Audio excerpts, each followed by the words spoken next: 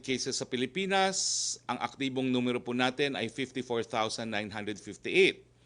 At dito po sa mga aktibong kaso, ang asymptomatic po ay 8.9%, ang mild po ay 86.6%, ang severe ay 1.4% lamang at ang critical ay 3.1%.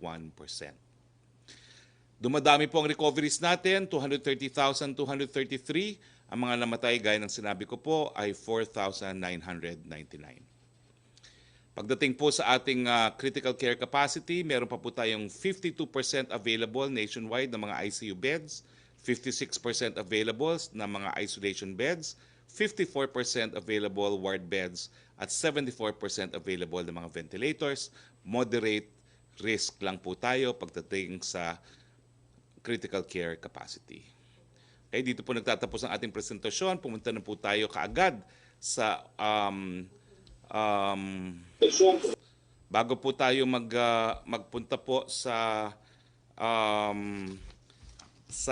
open forum natin. Nagpapasalamat po kami kay Presidential Advisor for Entrepreneurship Joey Concepcion, ang Chief Implementer ng Project ARC, at kay Congresswoman Janet Loreto Garin. Sinabi po natin kahapon na sasabihin natin sa taong bayan kung saan po pwede pumunta para sa murang PCR tests.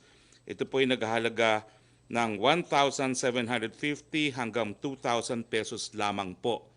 So ito po ang mga lugar kung saan kayo po pwede pumunta para sa 1,750 hanggang 2,000 pesos na PCR test. Huwag na kayong pumunta sa mas mahal po. Philippine Children's Medical Center, dyan po ito sa Quezon Boulevard. Dr. Jose N. Rodriguez Memorial Hospital, Jose B. Lingad Memorial General Hospital, yan po ay sa Pampanga, Perpetual Health College Center sa Las Piñas, National Kidney and Transplant Institute, dyan po yan sa East Avenue. At maraming salamat po, Dr. Licuete, dahil palagi niyo po kaming binibigyan ng PCR tests. Lung Center of the Philippines, dyan din po yan sa East Avenue. Western Visayas Medical Center sa Iloilo po. Vicente Soto Memorial Hospital sa Cebu, University of Cebu Medical Center sa Cebu, Eastern Visayas Regional Medical Center sa Tacloban, Baguio General Hospital po, Zamboanga City Medical Center, St. Paul's Hospital Tacloban, Teresita Halandoni Provincial General Hospital sa Negros Occidental, at Cebu Molecular Laboratory. Sa mga lugar pong ito, dahil donated ang mga makina at ang mga test kits, 1,750 hanggang 2,000 pesos lang po ang babayaran. At kapag pinatupad na po natin ang pooled testing, bababa pa po ito sa 550 pesos hanggang 1,000 pesos. Maraming salamat po sa Project ARC. So ulitin ko po, sa Metro Manila, Philippine Children's Medical Center, Dr. Jose N. Rodriguez Memorial Hospital, Perpetual Health Medical Center, National Kidney and Transplant Institute, at Lung Center of the Philippines. Doon na po tayo magpa-PCR test. Huwag na kayong pumunta sa mga mahal na PCR test facilities. Okay, pumunta na po tayo sa ating open forum. Yusek Roque.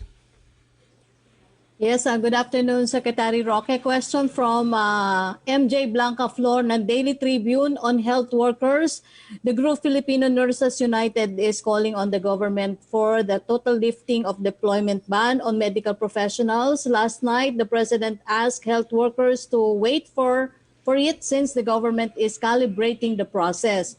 When can we expect the President to decide on the total lifting of the deployment ban? Well, malinaw po ang Presidente. Habang meron po tayong state of calamity dahil sa COVID-19, mahihirapan pong i-lift yung ban na yan. At habang ang mga nurses po ay papunta sa mga bansa na mas maraming kaso kaysa sa Pilipinas, pangangalagaan pa rin po ng Presidente ang kalusugan ng ating mga frontliners. Second question po ni MJ, Deputy Speaker Paulo Duterte has filed a bill that seeks to increase the salary of nurses in the private sector to make it at par with their counterparts in public hospital. Is the President inclined to certify it as urgent? Hindi ko po sigurado kung masacertify as urgent yan, pero siyempre, suportado ng Presidente ang kanyang anak. At tama naman po yung bill, no? Dahil kinakailangan naman talagang itahas ang sahod ng mga nurses sa pangpribadong hospital ipantay man lang sa mga sweldo ng nurses sa mga pampublikong hospital. Maraming salamat, Deputy Speaker Duterte. Vice President Leni Robredo said that there is more to fighting the COVID-19 crisis than just wearing face masks, waiting for vaccines, and spraying pesticides throughout the country. How will the palace respond to this? Tama po sinabi niya kasi bukod po doon sa mga sinabi ni Presidente, tayo na po ang pinakamataas na testing rate, pero baliwala po kay Vice President yan. Tayo po ngayon nagpapatupad ng magalong formula sa tracing, baliwala po yan kay Vice President. Napakadami na po nating isolation centers na naibukas. Ang mga pampublikong mga paaralan, ginagamit na rin isolation centers, ang mga hotel, baliwala po yan kay Vice President. At syempre po, tayo po ay nagtayo na ng hospital command center na talagang nagbibigay ng referral service kung saan pupunta ang mga nangangailangan ng medical attention. Baliwala rin po yan kay Vice President at sa mga oposisyon. Sila po, wala raw tayong ginagawa. Well, sila lang ata ang hindi nakakaalam kung anong ginagawa ng gobyerno. Buksan po ang mga mata at buksan po ang mga pandinig. Thank you, Balancho, Secretary please. Roque. Yes, good afternoon, Secretary Roque. Follow up lang dun sa unang tanong on Vice President Robredo. Also in her statement, she listed 4 suggestions for the government that includes medical and non-medical interventions to combat the virus, addressing poverty, hunger, unemployment, restricting public and private finances, and rebuilding the economy in an inclusive, resilient, and sustainable way. Any response po, Secretary? Wala pong bago, pinatutupad na po yan ng gobyerno. Again, buksan po ang mata, buksan ang mga pandinig nang hindi po inuulit ang pinatutupad na ng gobyerno. On a different topic, Secretary, will President Duterte issue an executive order to regulate the prices of RT-PCR testing? Kasi po, sabi po ni DOH Undersecretary Maria Rosario Vergere, they're recommending for the President to issue an EO para po mag-impose ng price caps sa RT-PCR kasi magkakaiba po yung presyo niya depende sa hospital or sa medical laboratory. Was this discussed during the IATF meeting yesterday? Well, ang Presidente po ay nag-issue ng executive order imposing price caps on medicines, so I don't think it is impossible for him to issue this executive order. Pero ang panawagan po natin, napakadaming laboratories, gobyerno po ang nag-donate o kaya pribadong sektor ang nag-donate ng makina at mga test kits. Ibaba nyo po ang mga presyo. Alam ko po may mga nagnanais sa inyo, bagamat non-profit kayo, na kumita. Wag naman po. Ibigay na po natin sa taong bayan yung benepisyo pagka kayo po ay nakatanggap ng libreng makina galing sa gobyerno o sa pribadong sektor o mga libreng mga testing kits.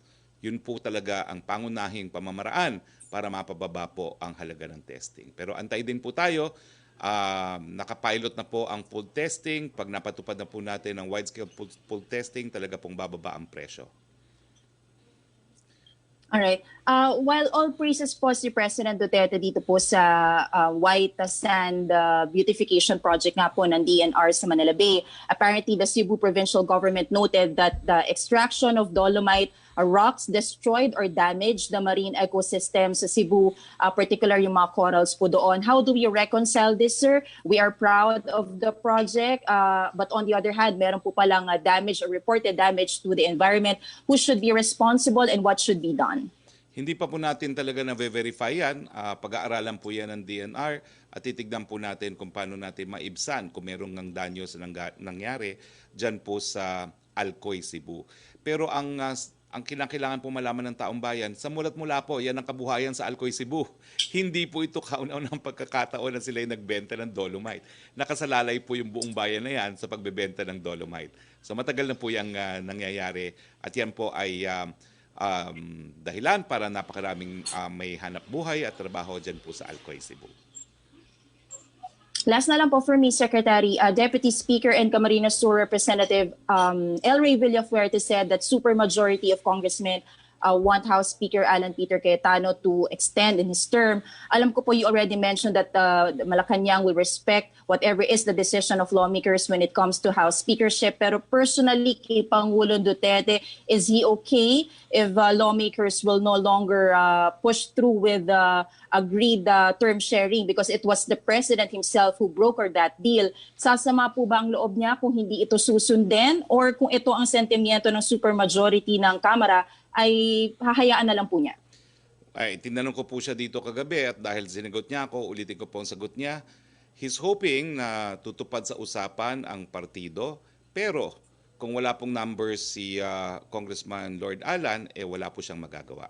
So the President is hoping that the Speaker and Congressman Velasco will honor their agreement, but ultimately the decision will be the decision of the individual congressmen. Ang sabi po niya, to quote talaga, is kung walang numero si Lord Alan, wala siyang magagawa. Thank you, Secretary. Yusek Roque again, please. Thank you, Joyce. Yusek Roque. Okay, mamaya na si Yusek Roque. Melo Acuña, please. Yes, good afternoon, Secretary. Nice to see you back in Manila. We have a good signal today. 156 countries. Huwag kayo mag-alala kung lalabas kami. Magbibit-bit na kami taga-RTVM at meron na tayong daladalang sariling microwave. Okay. Very good, very good. Okay, 156 countries are now part of COVAX. This is a group formed in coordination with the World Health Organization para maiwasan yung vaccine nationalism at matiyak ang distribusyon ng bakuna sa lahat ng bansa na mangangailangan nito. Paano kaya makikinabang ang Pilipinas? May kinatawan kaya tayo sa World Health Organization para isulong yung interes natin at maiwasan yung pangingikil umano ng mga drug companies na magbebenta ng bakuna sa atin? Suportado po natin yan, no? At ang ating diplomatic mission po sa Geneva ay aktibo po na sumasapi sa mga usapin sa WHO para nga po makakuha tayo ng kinakailangan nating vaccine. Kung hindi po talaga magkakaroon ng kasunduan, tanging mayayamang bansa lang ang magkakaroon ng vaccine, at kung papayagan po ito, baka mabura ang the rest of the world. No? At hindi rin naman po ikabubuti yan ng mga mayayamang bansa dahil kinakailangan din nila tayo para sa kanilang mga merkado. So tingin ko po nagkakaintindihan na kinakailangan magkaroon talaga ng equitable sharing sa pagdidistribute ng vaccine, at naniniwala po ako na maraming mga bansa, lalong-lalo na sa Europa, ang nagsasabi at nagdeklara na itong laban sa pandemic ay isang laban hindi lang ng mga individual na bansa, kundi ng isang buong kadaigdigan. Secretary Harry, yung bangayan na nagaganap sa House of Representatives, without sounding nostalgic, mukhang hindi naman nangyari yan nung ikaw mambabatas pa. Pero hindi po kaya ito na kinakikitaan ng bahid ng graft and corruption sapagkat ang pinag-aawayan ay pera para sa kanilang mga pet projects sa House of Representatives? Well, ang aking ang posisyon nga po ng presidente, hinahayaan niya ang miyembro na magdesisyon kung sino ang kanilang magiging leaders dahil talaga naman pong lone jurisdiction yan ng mga miyembro ng Kongreso. So sa akin po, wag naman natin bigyan ng bahid ng kahit ano. Meron pong presumption of good faith, meron po talagang karapatan na ang mga individual na miyembro ng Kamara ang hahalal ng kanilang liderato. Hindi, pero yung pong delivery ng pondo para sa kanilang mga projects, mukhang yung po yata yung dahilan ng bangayan. Ang budget po nag-originate sa Malacanang. What Congress can do is they can decrease the budget, but they cannot increase it, and they can also reallocate funds. Pero kung merong dadagdagan ng pondo, merong item na mababawasan. Yan po ay jurisdiction naman ng Kamara. Suntok sa buwan po ito, Secretary. Pwede niyo ba kaming bigyan ng tip kung anong magiging talumpati ni Pangulong Duterte sa United Nations? Tama po kayo, suntok po yan sa Mars. So abangan na lang namin. Abangan niyo po, alas 9 ng gabi. Salamat po. Thank you.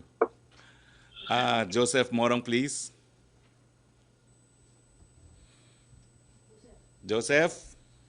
Yeah, hi. How are you doing, sir?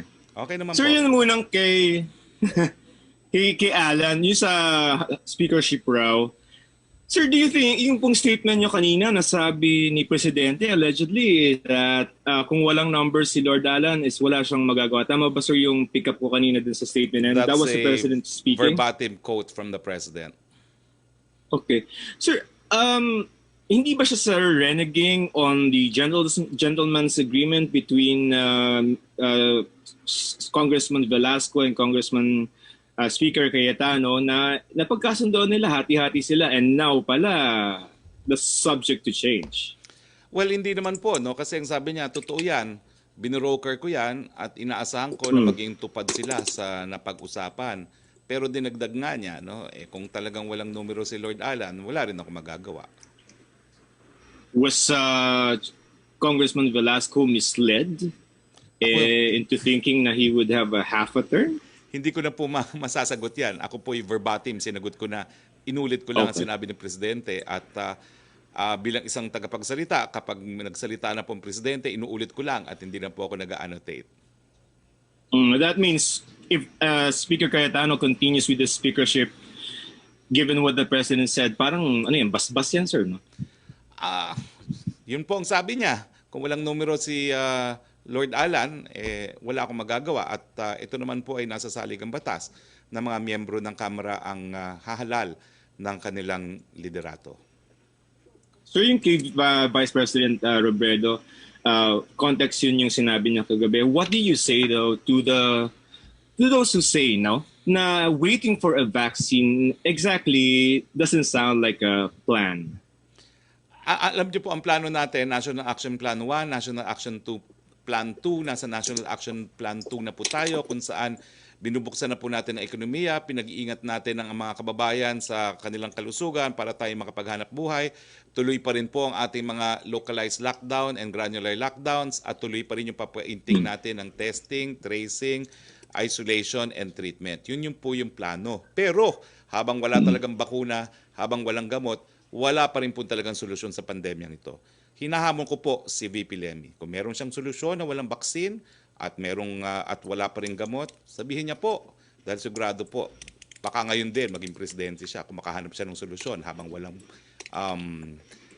bakuna at walang gamot. Okay, sir. Sir, last na lang sa PhilHealth. I don't know if that is the full statement of the president with regard to the ombudsman, but can you, since you're in the meeting, can you give us the full context of why the president would say that he trusts the ombudsman Martires, is a reasonable man? Where are we now with regard to the PhilHealth mess, such that he would say that he wants to expedite yung mga cases? Nagigiba sir, parang may konti bang friction or sagabal dun sa ombudsman with regard to how we want to proceed with the PhilHealth?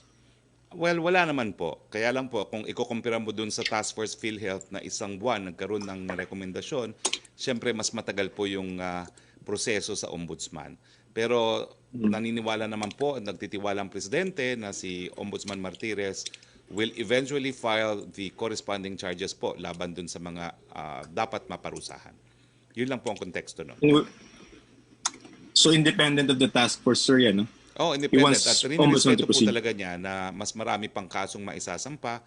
Ang nais lang niya sana mapabilis talaga dahil gusto niya talagang makulong na yung mga kurakot dyan sa PhilHealth. And again, ombudsman cases, to those who said that I was not speaking on behalf of the president when I was talking about corruption in PhilHealth, well, res ipsa loquitur, we are one po with the president in wanting to see all those corrupt people in PhilHealth behind bars. All right, sir. So thank you for your time. Salamat, Joseph. Back to you, Sec Roque. Yes, Secretary, from Alvin Baltasar ng Radyo Pilipinas. Ano daw po ang reaksyon ng palasyo sa move ng Department of Health na gawing schedule ang pag-i-interview sa kanila 2 days prior sa target interview? Kailangan daw po makapagpadala ng request. Di po ba may urgency sa information dissemination sa mga panahong ito, lalo't DOH ang concerned agency? Hindi ko po alam kung ano yung polisiya ng DOH, pero kanya-kanyang polisiya naman po yan. Ang alam ko, si Yusek Vergere as spokesperson is expected to give the public answers to their questions. Okay, thank you, Secretary. Yes, Trish Tirado, please. Hi, good afternoon, Secretary. Sir, balikan ko lang kanina since nagtapos po kayo din sa question ni Joseph about corruption because apparently there's already a reaction mula po dun sa regional director ng Visayas, LTO. I remember, sir, kahapon po you called him out to shape up. Let me just quote his reaction. He said, Roque asked me to be fired after I discovered anomalies in the car registration process. He said he discovered large-scale tax evasion from dealers related to car registration. LTO 7 Director Kaindik is actually questioning your motivation daw po, sir, for calling him out. Malinaw po yan. Okay, since Kaindik brought out his own name, yes, I was referring to Kaindik. I have affidavits to prove po na kinikikila niya yung mga motorcycle distributors. And this is a matter of public document already nang hindi po pumayag na mas mataas yung kikil na ibibigay sa kanya, tsaka po siya nagkaroon ng kung ano-anong hadlang.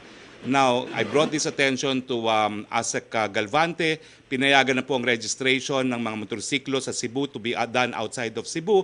At lahat po halos ng mga dealers ng motorsiklo nagpaparegister na outside of Cebu. So that's on the basis po of affidavits, and since he's the one who spoke up, yan po ang katotohanan. Ano po motivation ko? The same motivation when I conducted the crusade against PhilHealth, the same motivation when I conducted a crusade against corruption in different GOCCs, including but not limited to government financial institutions. No? So malinaw naman po ako, so from the very beginning, I stand for good government together with the President. So yun po ang motivation. So I'm supported po by public documents and the corresponding charges will be charged. So yun po ang aking posisyon. Secretary, we're a few days away before October. Sir, kumusta yung preparation po natin for the opening of classes? Tuloy na po ba yan? Or will there be any chance na ma-move po siya ulit? Well, tuloy na po yan at ang Presidente na pong nag-decide na October 5 po yan. Mm-hmm. So, sir, since you spoke with the President last night, napag-usapan niyo rin po ba on a personal note itong threat or itong EU planning to revoke our GSP privilege? Ano po yung sentimiento ng Pangulo tungkol dito? Well, alam nyo, hindi na binobroadcast, no? Pero I can assure you, miski wala akong speaking role on TV, about half of our meeting time is in response to my questions. I asked that he ratify my statement on the EU, and he did. And he, of course, devoted a substantial period of time to express his view. Ang sabi niya, mali nga na naghihimasok itong European Union sa mga bagay na sakop ng soberenya ng bansa. Mahaba ang diskusyon ni Presidente tungkol kay Laila de Lima kung bakit hindi po talaga siya nakakulong as a political prisoner, kundi as a common criminal related to drug charges. The same thing with Maria Ressa. No? So my statements on the EU were completely ratified by the President yesterday. He completely agrees with my statements. Thank you, Secretary. Ay, si Pia. Pia, please, of Pia Ranada of Rappler. Pia Ranada. Hello, sir. Yes, please. Yes, sir. Sir, my question is just about the UNGA speech. So I was wondering, sir, if maybe recently you were able to talk to the president and ask him why he agreed this year to give a speech when in previous years he never did. Baka you have new information on that? Sinagot na po yan kahapon ni Yusek Borge, no? There are matters po that are of profound significance to the international community. Kasama na po doon yung COVID, no? Kaya magsasalita po sa kauna-unang pagkakataon ng ating presidente. So sir, walang bago pong sinabi si Presidente about his motives? Wala naman po. Ang ang diskusyon kahapon ay tungkol sa EU, tungkol sa EU, sa ano pa yung sinabi ko kanina? Sa nurses, sa ano pa yung isa? Ha? Yung Manila Bay at saka yung speakership. Okay. Sir, next question. Because before si President was saying that he wouldn't want to pay a reservation fee for vaccines to be developed by Western companies. But we've also already set aside 1.5 billion for a reservation fee, which experts say actually refers to the advanced market commitment. So, sir, the government already said we would contribute to the AMC of the COVAX facility. So, sir, how does the president's remarks affect that commitment? Does that mean we will no longer contribute to the AMC of the COVAX facility? No, we will cooperate po in connection with all multilateral efforts to ensure equitable sharing of a vaccine if developed. Pero ang gaya sabi nga ng presidente, hindi siya naniniwala doon sa ginagawa ng ibang mga bansa, nagbabayad na ahead of time in the development of the vaccine to ensure that they get a supply. So yun po yung sinasabi ni presidente na he is unwilling to do. So last follow-up to that, sir. So, sir, you're saying that, for example, Moderna or Pfizer, if they develop a vaccine but ask for an AMC, the president will not want to pay that, even if it means securing supply for the country of this very critical vaccine? Well, ang style naman po ng presidente, kung hindi tayo magbabayad, dinadaan po sa pagkakaibigan. And that's why he has fostered ties with all countries that are developing the vaccine, including the United States for that matter. So you think there's a way for us to get the vaccine even if we don't pay an AMC to these companies in the States? Well, we don't know if any company in the United States will in fact give us without payment of AMC, but he's sure that if it comes from Russia, if it comes from China, we can. Thank you, sir. Thank you very much. Okay. Well, yung kaindik po, nakapagtataka yung LTO chief, LTO regional director, siya ngayon ang gumagalaw para sa BIR. Isipin nyo, taong bayan, bakit niya linabas yung BIR? Obviously, because yung mga motorcycle distributor, nagsumbong nga. Kaya nang nagsumbong, bumawi. Nagsusumbong daw siya sa BIR. Di magsumbong ka sa BIR para mas maraming tax collection. Pero ang issue pa rin, korupsyon. Zero corruption ang presidente. And huwag kang magkamali na gawin yung mga ginawa ng ibang mga opisyal na hindi daw ako nagsasalita sa ngalan ng presidente pagdating sa korupsyon. Tignan po natin. I will bring the matter up now to the top leadership. Okay, so wala na po tayo. I will see you, Regional Director Kaindik. Okay, kung wala na po tayong mga tanong, maraming salamat po sa Malacanang Press Corps. Maraming salamat, Yusek Roque. Maraming salamat sa lahat ng nanood ng ating press briefing. I think our press briefing on Thursday will still be here in the NEB. So sa ngalan po ng sa ating presidente, ngalan ng ating presidente, Rodrigo Roa Duterte, ulitin ko po, ang mga korap, magtagong na kayo, sisipain kayo ng presidente sa gobyerno. Magandang hapon po sa inyong lahat.